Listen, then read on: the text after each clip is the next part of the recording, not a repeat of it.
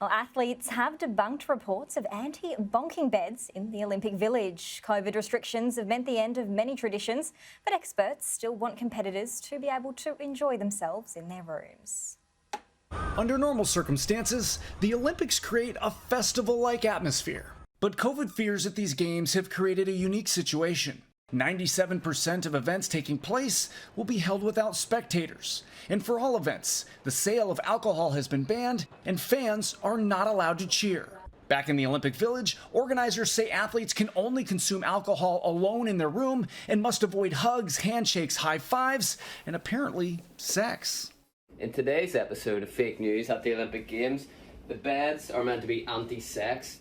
Recently, some media reports and athlete tweets came out saying that the beds, made of recycled materials, were anti-sex and would collapse under the weight of more than one person or celebrations. A claim that Olympic organizers say isn't true, and one that was ever so elegantly disproven by Irish gymnast Rhys McCleanahan.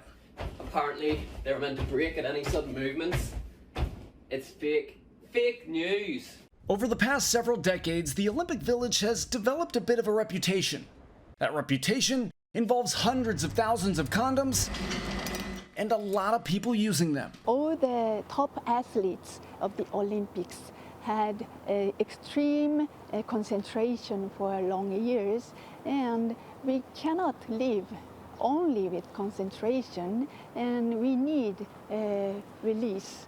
That release for athletes, according to Maki Hirayama, a sociologist who studies sexuality, often happens in the form of sexual activity. After the competition, they need a big relaxation. And I believe to have sex is the biggest relaxation. While Olympic organizers didn't include any specifics about sex in the playbook outlining COVID-19 countermeasures, they are, in a way, making it more difficult. Condoms are typically distributed to athletes when they arrive at the Olympic Village. This time around, roughly 150,000 condoms will still be distributed, but only at checkout. A number that Kunihiko Okamoto, vice president of Okamoto Industries, who supplied some of the condoms being distributed at the games, says was reduced because of COVID-19. Before the pandemic, we thought the Olympics would be a great opportunity to showcase our products. It's important to raise awareness around STDs, but during the pandemic, and given the situation, we feel there are more important things in the world than talking about the importance of condoms.